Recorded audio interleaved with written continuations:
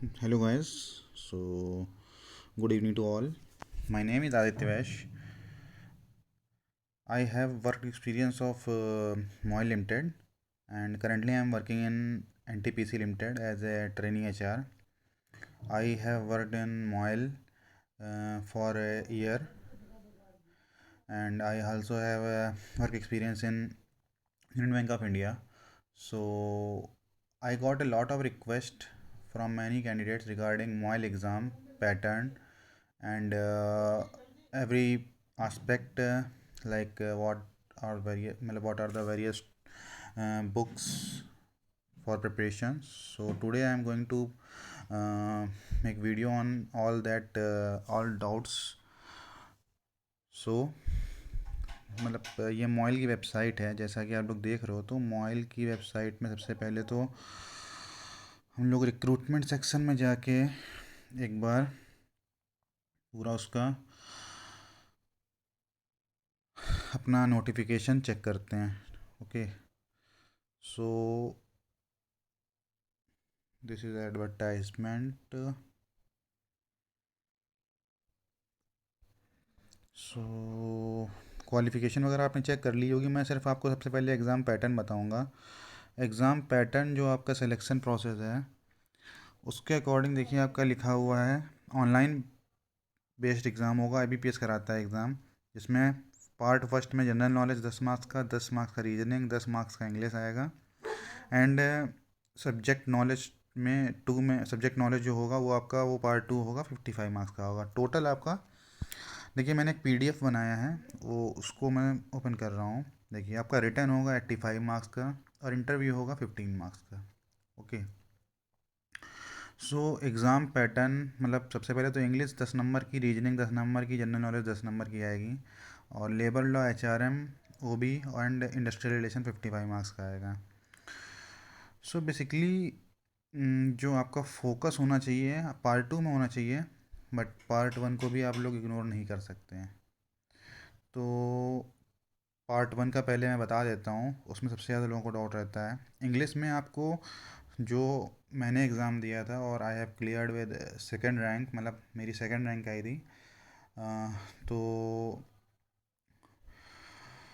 English में passage, sentence correction, मतलब जो एरर डिटेक्शन होता है, पैरा जंबल हो गया, पैरा जंबल मतलब सेंटेंस रीअरेंजमेंट, वोकेबलरी हो गया, एडियम्स फ्रेजेस हो गया, और सिनोनिम्स एंटोनिम्स हो गया, वन वर्ड वगैरह आपको मतलब आइडिया होना चाहिए।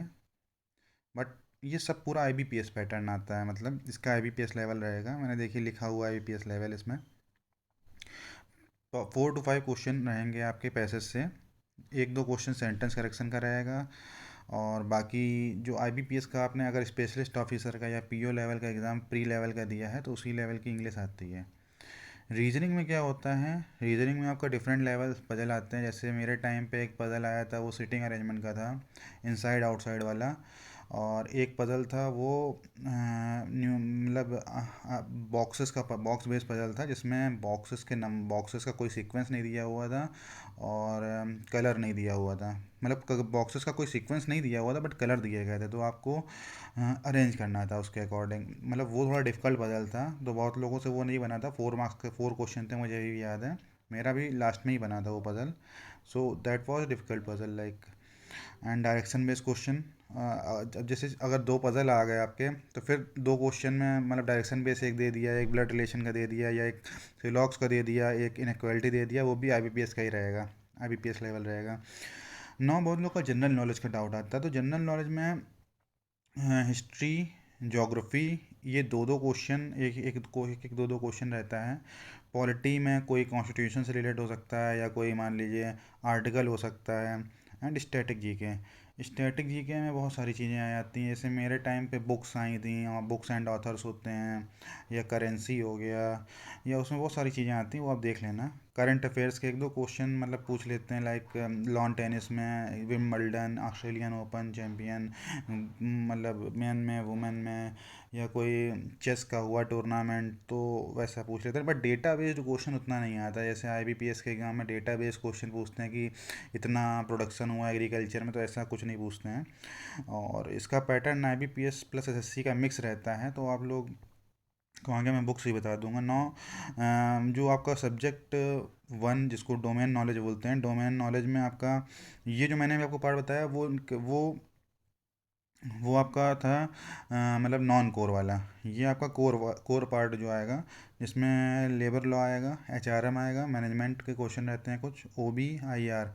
तो मैंने लिख भी दिया है कि मतलब लेबर लॉ के क्वेश्चन वेटेज ज़्यादा रहता है, मेरे टाइम पे था, बाकी पता नहीं कि इस बार क्या दें। लेबर लॉ का वेटेज ज़्यादा था, जैसे मिनिमम वेज सेट का सेक्शन 17 पूछा गया था, और आर्बिट्रेशन के बारे में पूछा गया था कि उसका मतलब जिसमें ऐसी प्रोसेस बताइए जिसमें डिसीजन बाइंडिंग होता है बोथ पार्टीज़ पे, तो उसका आंसर आर्बिट्रेशन था। Section 8 of trade union act पूछा गया था।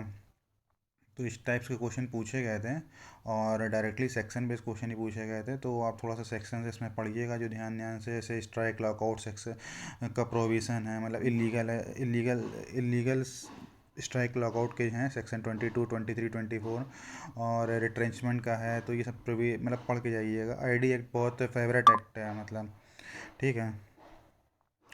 तो एचआरएम में तो आप परफॉर्मेंस अप्रेजल, ट्रेनिंग हो गया, टाइप्स ऑफ ट्रेनिंग और types of performance appraisal methods हो गया, रिक्रूटमेंट मेथड्स हो गया, और आपका सिलेक्शन, ठीक है, ये सब देख लीजिएगा। मैनेजमेंट्स के जो मैनेजमेंट स्कूल हैं और मैनेजमेंट का जो भी पार्ट है वो उसके जैसे मैनेजमेंट में स्टार्टिंग में उनके जैसे साइंटिफिक मैनेजमेंट है, या आपका फेयल के प्रिंसिपल्स हैं, और उसमें काफ़ी पार्ट कवर होता है, वो सब देख लीजिएगा। 4 to 5 क्वेश्चन पूछ सकते हैं, बट लेबर अच्छे से पढ़िएगा। ओबी में leadership, motivation, organization change, organization learning, और कस्टोडियल मॉडल, कोलिजियल मॉडल, और सपोर्टिव मॉडल, ये सब मॉडल्स देख लीजिएगा, ठीक है। आईआर में बेसिकली कलेक्टिव बार्गेनिंग हो गया, और आईआर में ट्रेड यूनियंस के बारे में, जैसे मान लीजिए आईटीयूसी कब बना या आईएनटीयूसी कब बना, मतलब बेसिक ट्रेड यूनियन के बारे में। तो बहुत ज़्यादा डीप में नहीं जाते हैं जितना यूजीसी नेट में जाते हैं, लेकिन अगर यूजीसी नेट में अगर आपने आईआर के बारे में पढ़ा हुआ है तो इसमें आपको कोई इशू नहीं होगा, ये मेरी गारंटी है। देन अब मैंने देखिए लेवल भी लिखा हुआ है कि लेवल IBPS SO HR का रहता है। जिसने HR का IBPS SO का पेपर दिया होगा तो उसके लिए बहुत इजी है, वो इजीली क्रैक कर सकता है। इजी टू मॉडरेट लेवल रहता है, डिपेंड अपॉन ऑल्सो प्रिपरेशन। और IBPS SO HR में जैसे 5 ऑप्शन होते हैं, वैसे इसमें भी 5 ऑप्शन ही रहेंगे, ठीक है। और अगर कोई आपसे बोल रहा है कि किसी के पास कोई आंसर की है, तो वो फेक है, मतलब आंसर की इसकी कोई आई नहीं थी, ना ही कोई कट ऑफ मार्क्स आए थे। But according to me 75 plus will be the good attempt with 85 to 90% accuracy. And जो मैंने किया था, मैं बता देता हूँ। मेरे अटैम्प्ट थे 81 और शायद 82 थे। 3 या 4 क्वेश्चन जीके के छोड़े थे मैंने तो, और एक्यूरेसी भी 90% के अप्रॉक्स थी। तो HR के क्वेश्चंस मोस्टली सही थे, मतलब मेरा एक्चुअली नॉन कोर पार्ट भी काफ़ी अच्छा था। तो रीजनिंग में मेरे 10 में 10 सही थे, इतना मुझे पता है, नहीं मेरे दोनों पजल बन गए थे, और जो 2 क्वेश्चन आए थे वो भी बन गए थे। और इंग्लिश में भी मेरे ख्याल 6 से 7 क्वेश्चन सही होंगे। और जीके के मैंने उतना ही लगाए थे जितने मुझे आते थे। मैंने 3 या 4 क्वेश्चन थे, और बुक और आथर का भी था, तो मैंने वो क्वेश्चन ही ड्रॉप कर दिया था, और भी क्वेश्चन थे, ठीक है। सो ये तो आपके वो नोटिफिकेशन में लिखा हुआ कि जो भी कैंडिडेट शॉर्ट लिस्टेड होंगे इंटरव्यू के लिए, उनको मैसेज और मेल जाएगा, और वो कॉल लेटर डाउनलोड कर, मतलब उनका क्या कहते हैं, लिस्ट आ जाएगा मॉल की वेबसाइट पे, और फाइनल सिलेक्शन लिस्ट आता है बाकी, और उसके अलावा कुछ नहीं आता। देखिए मैं आपको चेक भी करा देता हूँ। ये हमारी मोबाइल की वेबसाइट है। मोबाइल की वेबसाइट में अगर आप यहाँ जाएंगे, 2022 का रिक्रूटमेंट देखेंगे, आर्काइव में पड़ा है ये। एक सेकेंड, रिक्रूटमेंट्स। तो रिक्रूटमेंट में अगर आप यहाँ जाएंगे नीचे, तो जूम करके देखिए, इनका ये रिक्रूटमेंट है, एक एग्जीक्यूटिव मैनेजमेंट ट्रेनी पर्सनल, 22 का रिक्रूटमेंट है। तो 4 ये 9th नंबर, personal for the post of management trainee in personal discipline.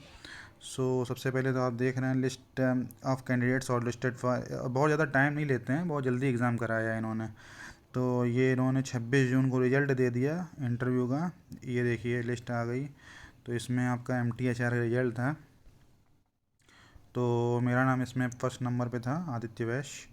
और ये उस टाइम 4 वैकेंसीज थी। आई थिंक 3 थी जनरल में और 1 OBC में, तो 4 का 6 मतलब 24 लोग को लेना था, लेकिन उन्होंने 25 लोग को लिया।